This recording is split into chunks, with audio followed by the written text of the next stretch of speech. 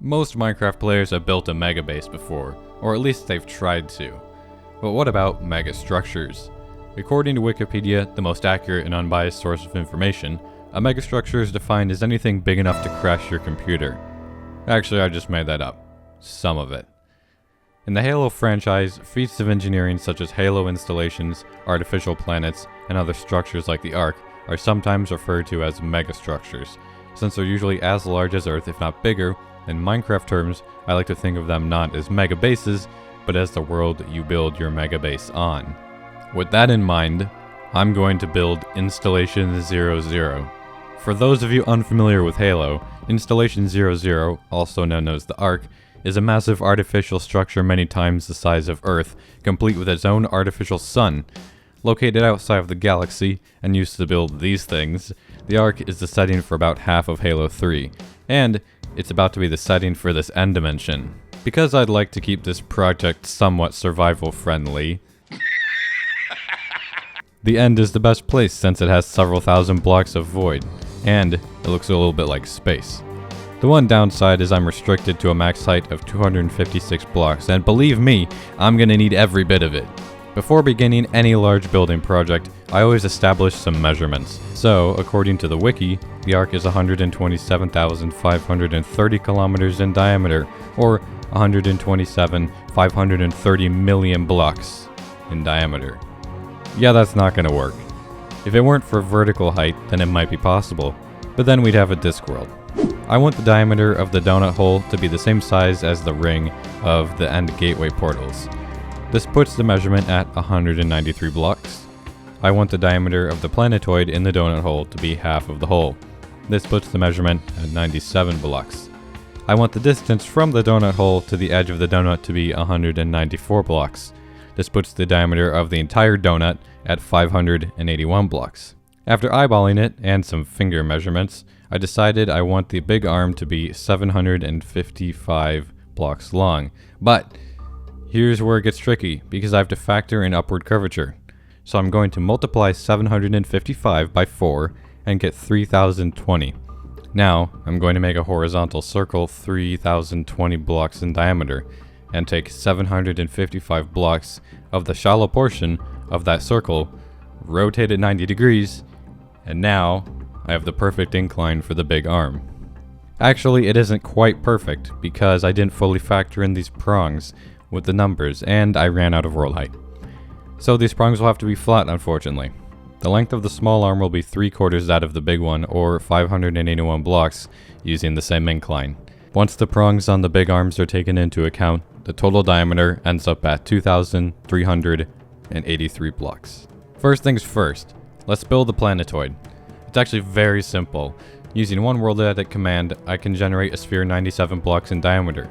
Using a few more world edit commands, I can paint said sphere with the blocks I want. I've also already created the inner circle of the donut hole using a world edit command. Now I'm going to use that same command again, with a bigger radius input, to create the outer circle of the donut. I'm going to make the frame for everything now, starting with these spokes. After that, the fun begins, because I'll have to freehand build the outlines of the arms. I'm sure there's some mathematical way to measure these curves and translate them into blocks, but I don't know how to do that.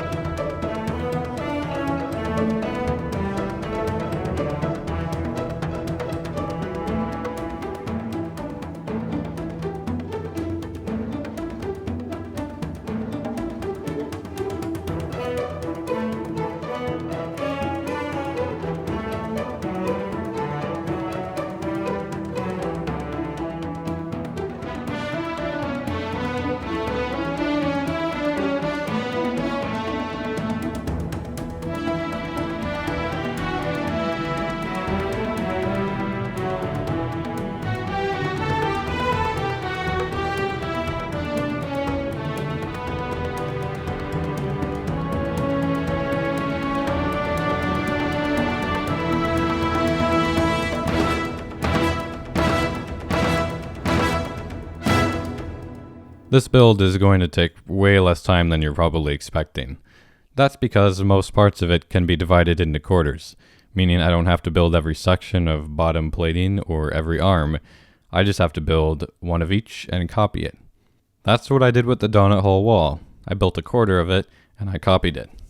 I've also built one of two sections of bottom plating that'll both be copied to fill the entire donut. I've also got the frames for the arms. Those time lapses don't do the difficulty of making these justice, but all that matters is I've got them.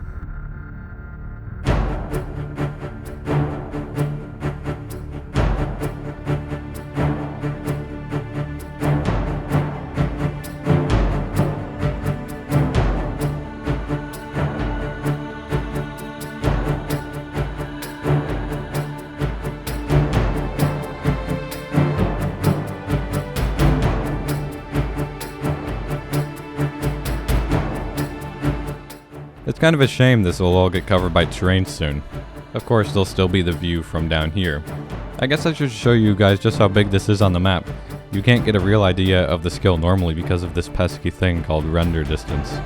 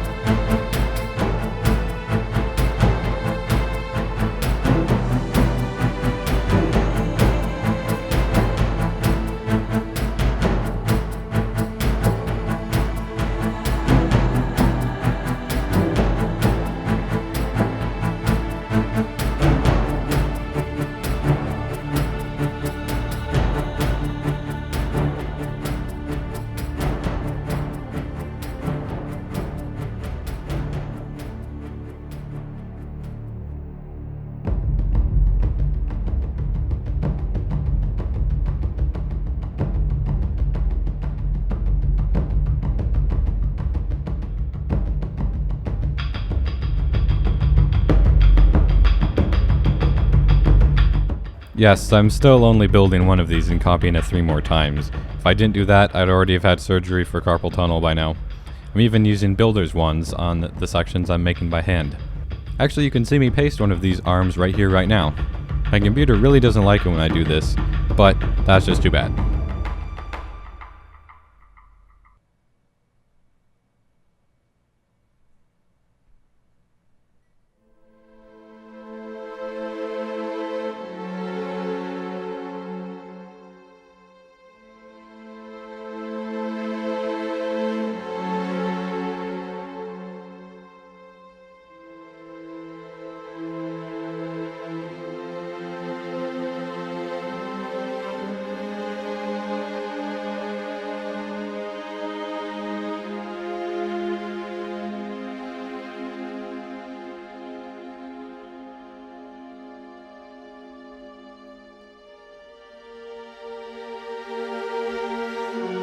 So I've tried to make a misty particle effect using stained glass.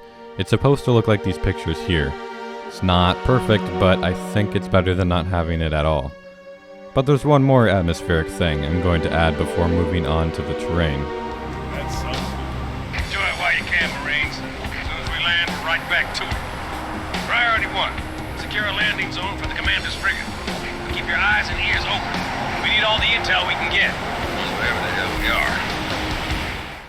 Check it out. In the sky. Is that... Hey, focus. We got a job to do.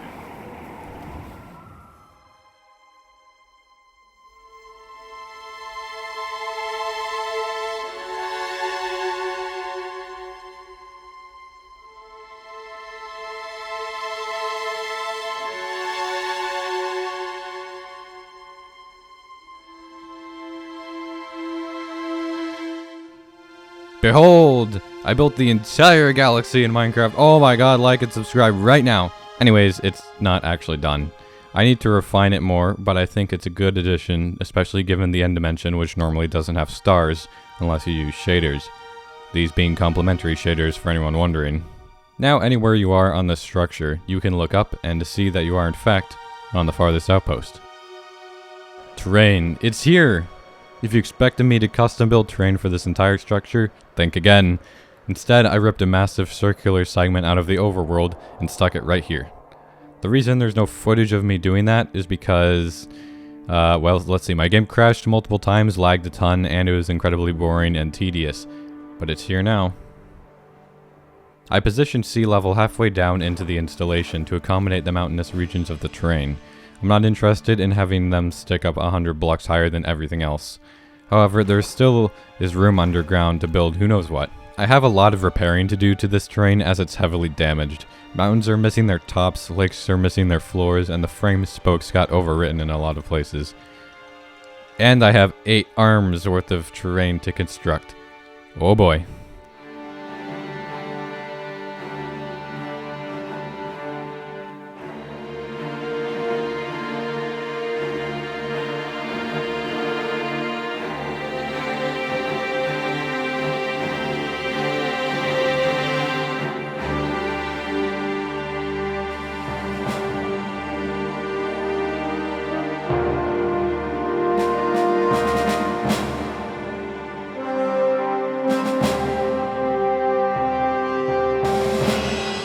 Let's explain what I just did, because it's confusing even to me.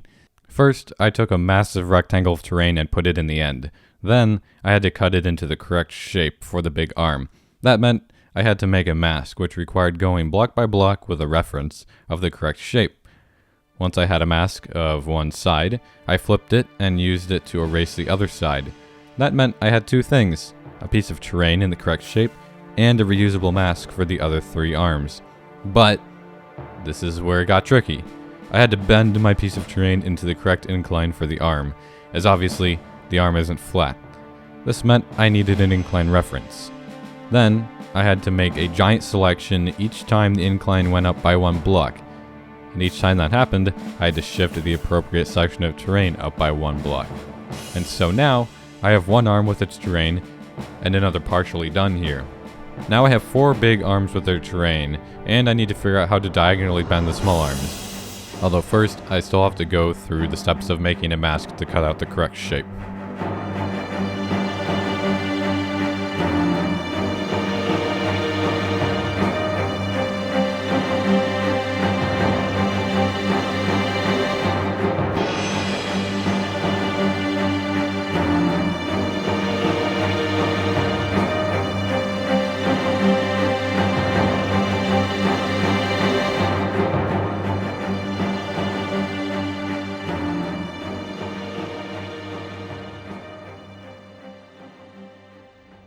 Okay, so diagonal incline wasn't actually that bad. I found a selection mode that allows you to add lots of vertices, which allowed me to make diagonal selections. This piece of terrain is going to be positioned much higher up than some of the others because there aren't any mountains, and I want to allow for more caves. There's even a dungeon down here.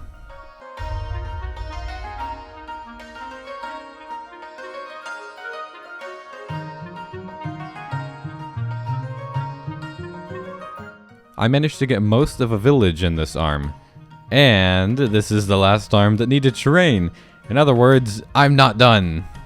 You see, all of this terrain needs a lot of help. Tops of trees and mountains are cut off, there's holes in lakes and rivers, caves drop down to the empty space beneath the terrain, and sections of terrain aren't properly joined together. Firstly, I'm gonna repair the big cut off mountains. For the desert mountain, I've gone to the overworld and located the desert village. I've also got the exact shape I need as a reference. So this floating bit here should fit perfectly on the cutoff mountain. Awesome. Instead of broken terrain, there's now a village perched on top of the mountain. On top of the other mountain, I placed a section of jungle, complete with a jungle temple. I used the same method here as I did for the desert. I've also fixed up all the weird caves and bottomless lakes leading underneath my terrain. Either I blocked them off or built artificial walls down to the bottom of the installation. The final bit of construction I have to do is that of filling in the gaps where pieces of terrain fit together.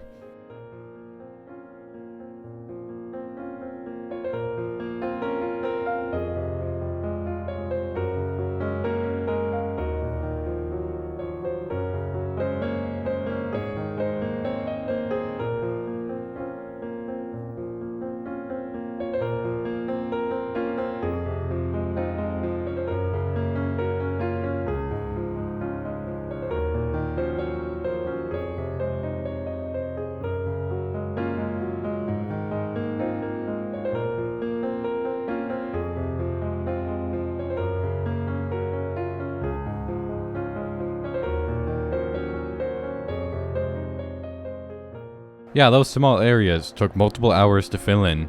Now you can see why I didn't make it all custom. Since it's technically all finished now, I thought it'd be fun to see just how many blocks it's built from. That's why there's a giant selection box here. It's also for making a schematic of this build so that you too can crash your computer if you want. Let's see, it looks like it needs over 7 million stone, over 1 million dirt, sandstone, and water, and then hundreds of thousands of other block types. Not that, like 100,000s of block types, but hundreds of thousands of blocks. So you get what I mean. I'll calculate this and see how much it needs altogether, but it'll certainly be over 10 million. Actually, it's well over 15 million blocks. This brings us to the end of our journey. In fact, it ends in the overworld. The only good way of rendering this entire build is in Blender, and to get it in Blender, it needs to be in a void world. So after a lot of struggle and memory exceeded crashes, here we are. You know, despite this build being designed for the end, it looks really nice in the overworld. Having proper lighting and a day-night cycle really works wonders. I mean, this could be built in the overworld if you really wanted. You'd need to blow up a lot of stuff, and getting void wouldn't be easy, but you could do it. To be fair, if you wanted to build this anywhere in survival, you'd have to click over 15 million times, and that's after you got the materials to begin with. Unless, of course, you happen to install a Builder's Wand mod, which could help a little bit. Or better yet, you made a bunch of little schematics of the build, installed a mod called Create, and used a machine known as the Schematic Cannon. I'm sure no one would do that though. Speaking of schematics, you can find several schematics of this build in different forms, including a blank frame with no terrain, over on my Patreon. There's also a world download there as well in case you don't want to crash your computer loading a schematic. Anyways, thanks for watching, and I hope you enjoyed seeing this crazy build come to life. If you made it this far, consider leaving a like and subscribing. It's always very appreciated. Hope you guys have a great day, and I'll see you next time. Bye.